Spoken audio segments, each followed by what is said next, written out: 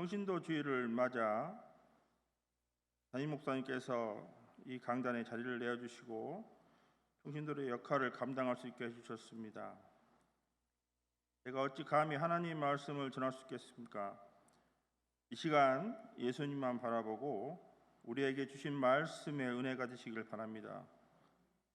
마음을 모으고 힘을 다하여 정성을 다해 하나님께 영광을 올려드리는 예배가 되기를 간절히 소망합니다. 아멘. 제가 설교를 준비하면서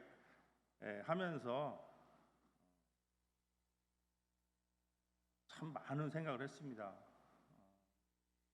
무슨 말씀을 전해야 우리 성도님들한테 누가 안 되고 은혜가 될까, 이런 생각을 많이 했습니다. 그런 과정에 제 얘기를 먼저 하고 시작해야 되겠다, 이런 또 말씀이 있었습니다. 말씀 전하기 전에 제가 지금까지 우리 주님을 영접하고 평신도의 삶을 살게 될 때에는 정말로 큰 역사가 있었습니다. 제가 우리 이정남 의사를 만나서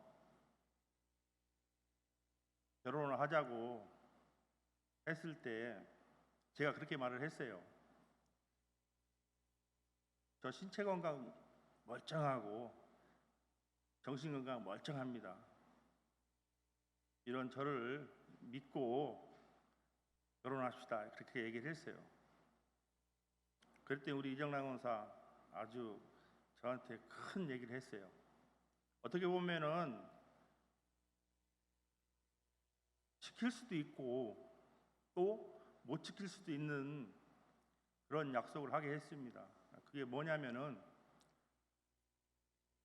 자기는 그러더라고요. 제가 그렇게 얘기했더니 자기는 바라는 게 없다. 결혼하고 아이 낳고 아이들 손잡고 또한 성경책을 들고 같이 교회 가는 게 꿈이다. 그 약속 하나만 지켜주면 자기는 그걸로 족하대요. 아무것도 없는 저를 보고. 그래서 제가 선뜻 그랬습니다. 그 약속 지키겠노라고. 그렇게 해서 결혼했습니다. 그리고 여기 앞에 앉아 계시는 우리 정명희 목사님께 세례를 받고 과분하게도 집사직분, 권사직분, 장로직분까지 받아서 오늘날까지 이렇게 평신도의 삶을 살아오고 있습니다. 얼마나 감사하고 정말로 은혜가 되는 줄 모르겠습니다. 저한테 정말로 이렇게 신앙의 길로 인도에 주셔서 하나님 영접해서 이렇게 여러분들과 함께 신앙생활을 할 수 있게 된 거 정말 감사합니다. 우리 이정남 권사님 고맙습니다. 예. 이제 평신도 주일을 맞이해서 본론의 말씀으로 들어가고자 합니다. 원래 평신도 주일은 1979년 3월 그 감리교 총회에서 결의로 6월 첫째 주일을 평신도 주일로 지키고 있습니다. 오늘이 44번째 맞이하는 그런 평신도 주일입니다. 모든 예배 담당을 우리 평신도들이 맡아서 하게 되는 것입니다. 그렇다면은 우리 평신도 주일이 지정하고 지키는 이유가 무엇일까요? 이날은 평신도의 역할과 사명, 그 모든 것을 새롭게 인식하고 결단하는 기회로 삼아 교회와 사회의 헌신과 봉사의 선교의 사명을 잘 감당할 수 있도록 지키는 주일인 것입니다. 베드로전서 2장 9절에 보면은 너희는 택하신 족속이요 왕 같은 제사장들이요 거룩한 나라요 그의 소유하게 된 백성이니 이는 너희를 어두운 데서 불러내어 그의 기이한 빛이 들어가게 하신 이 아름다운 덕을 선포하게 하심이라 이렇게 말씀하십니다. 저희 평신도주일은 이렇게 해마다 이렇게 예배를 드리면서 저희 뭐라 할까요? 좀 새롭게 그 마음을 다지고 그러는데요. 오늘 이 시대에 평신도 사역이 어느 때보다도 절실할 때입니다. 평신도가 사역자가 되어야 한다고 합니다. 우리가 잘 알고 있는 고 오카노 목사님께서는 평신도를 깨운다 해서 평신도가 부흥해야 교회가 부흥한다고 말씀했습니다. 부흥하는 교회는 한결같이 평신도의 사역이 활성화되어 있다고 합니다. 평신도는 교회의 일꾼이 되어야 합니다. 평신도가 왜 중요합니까? 평신도는 광범위한 삶의 속에서 다양한 직종을 가지고 살아가고 있습니다.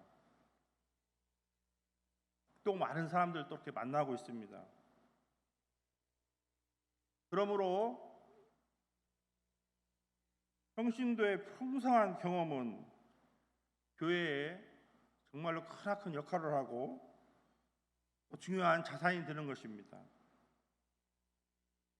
초대교회를 살펴보면은 사도들의 역할도 컸습니다마는 평신도들의 역할이 얼마나 컸는지 모릅니다. 초대교회가 부흥하자 사도들은 평신도 사역자들을 세웠습니다. 사도행전 6장 7절을 보면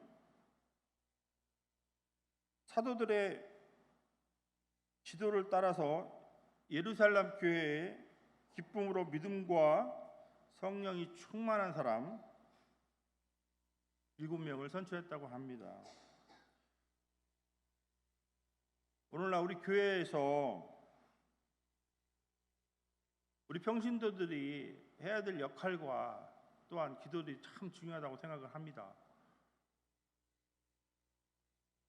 오늘날 우리 또 교회의 현실이 보면은 1%의 교육자와 99%의 평신도들이 존재한다고 합니다. 그러면은 교회의 주체가 평신도가 되어야 된다는 것은 당연한 거고요. 그런데 주도적인 그 역할을 해야 될 우리 평신도들이 감당해야 될 또한 사명이 있는 것입니다. 우리 평신도들이 움직이지 아니하고 대부분이 잠을 자고 있다고 합니다. 저 역시도 마찬가지예요.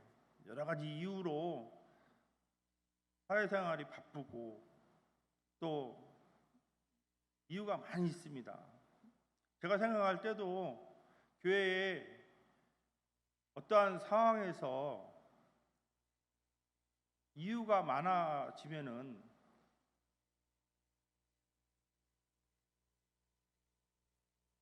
조금은 힘들어지는 것이 교회의 역할입니다.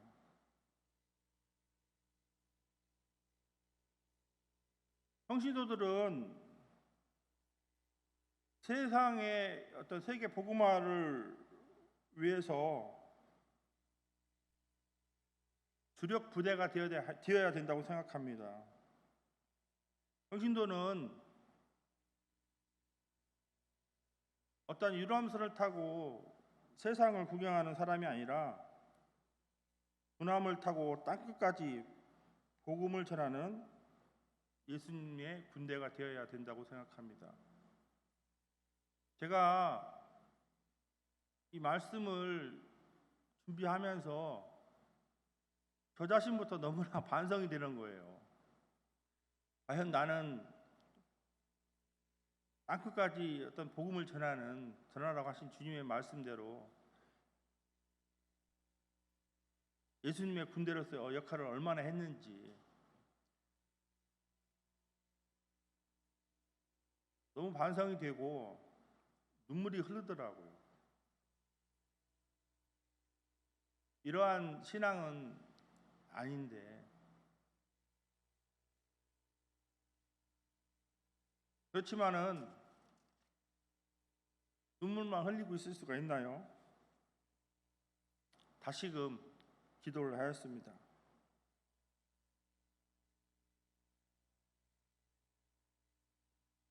기도를 하는 과정에서 주님께서 저에게 힘을 주셨습니다. 그래, 아직도 늦지 않았다.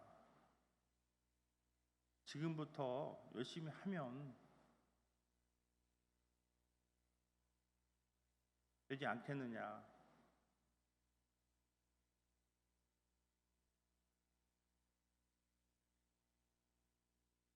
여러 가지 생각 가운데 죄송합니다. 지금 눈물이 나가지고 저 자신이 너무나 부끄러웠고 왜 목사님께서 설교를 하라고 하신 뜻도 생각나는 것 같고 그랬습니다. 어쨌든 이번 기회를 통해서 저도 많이 공부를 했습니다. 그래서 제가 몰랐던 것도 배웠고요.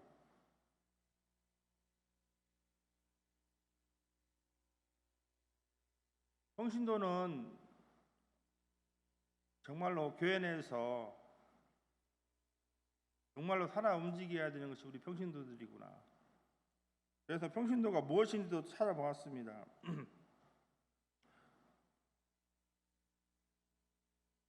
평신도는 히라보로 라오스이며 하나님의 백성이라는 뜻이라고 합니다. 구약에서는 제사장과 백성의 두 계급이 존재하였다고 합니다.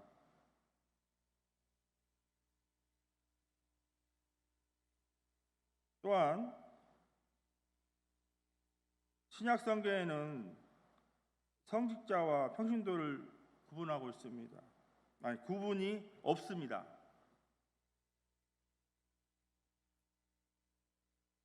한스 핑이라는 신학자는 목사는 교회를 향해 파송된 성직자라면 우리 평신도들은 세상을 향해 파송된 성직자라고 말했습니다.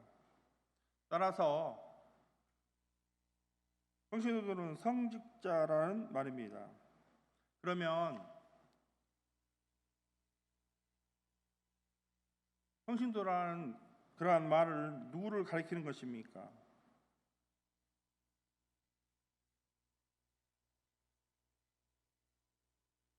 내용을 보니까 AD 313년에 로마에서 콘스탄틴 황제가 기독교를 공인함으로 교회는 급속한 성장을 이루었다고 합니다. 그 결과 교회는 점점 제도화되면서 교직을 전문으로 하는 성직자 그룹이 생겨나게 되었고, 이에 따라서 성직자를 제외한 그룹을 나머지 사람들을 어떻게 부를 것인가 하는 문제가 있었다고 합니다.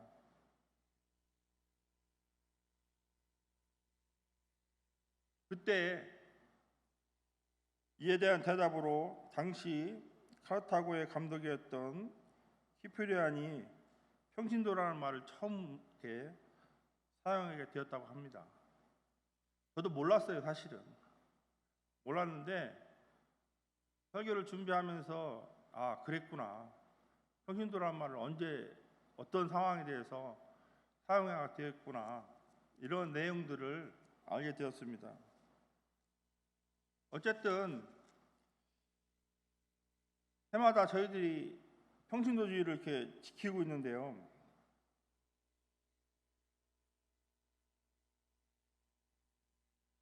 저는 이기본 교회를 통해서 정말로 평신도의 사명이 무엇인가 이런 걸 많이 생각하게 되었고 어김없이 진짜 많이 반성을 했어요. 교회 내에서 평신도들이 어떻게 해야 되는지 저는 그렇게 저 나름대로의 믿음은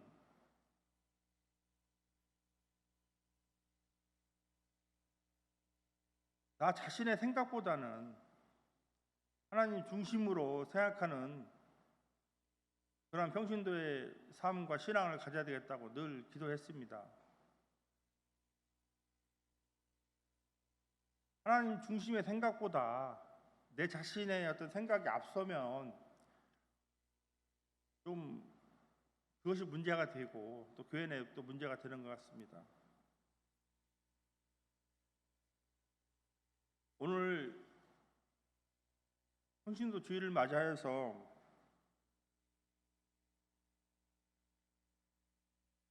제가 무슨 말을 얼마나 전해야 될지 또 일정을 보니까 또 일도 많더라고요. 오늘 임원회의도 있고 또 성만찬 예식도 있고 그래서 어쨌든 제가 이번 평신도주를 맞이하여서 또 다짐을 했습니다.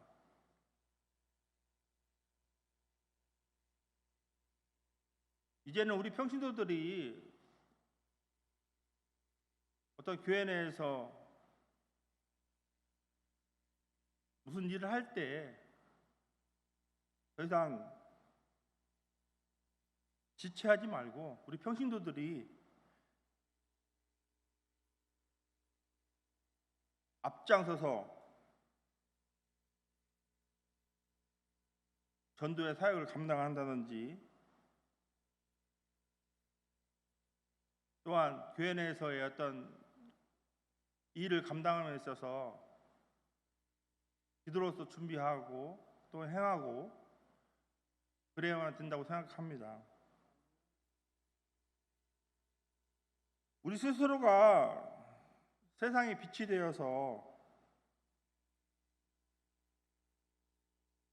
영성을 회복하고 교회를 살리고 더 나아가서 어떤 사회의 모범이 되고 참된 그리스도인으로서의 삶을 살아갈 때 우리 하나님께서는 기뻐하실 거라고 생각하였습니다.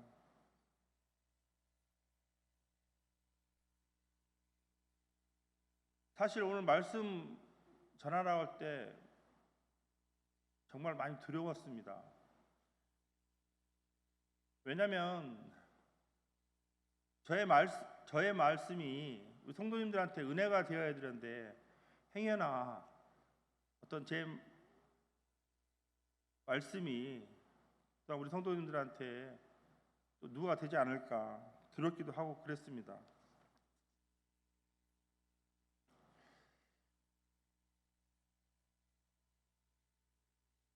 이번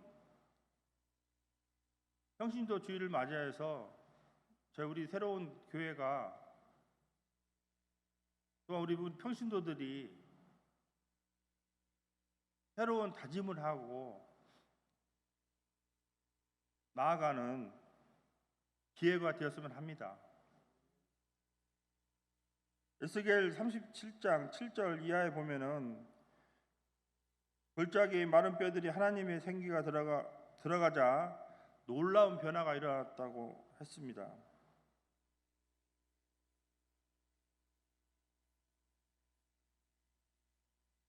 즉 소리가 나고 움직이며 서로 연결되고 또한 심줄이 생기고 생기가 불어넣고 급기야는 놀라운 군대가 됐다고 하잖아요.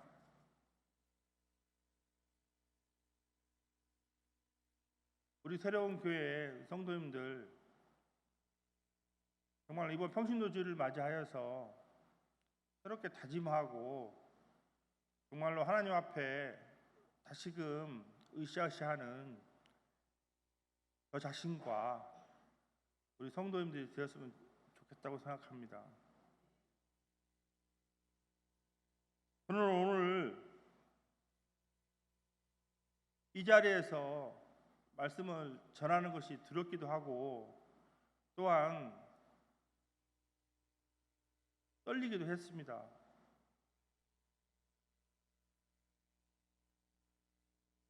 그러나 그 두렵고 떨리는 것보다도 저 자신부터 다시금 새롭게 시작하는 오늘 평신도 주일이 되었으면 합니다. 사랑하는 우리 새로운 교회 성도 여러분, 제가 이 자리에 서서 정말로 부족하고 또 두서없고 그러한 말씀 전달하는 게 되었지만은 그래도 우리 성도님들에게는 큰 은혜가 되고 또 저 자신도 은혜가 되고 또 우리 새로운 교회가 새롭게 정말로 시작하는 오늘 이 시간과 또 이 예배가 되었으면 합니다.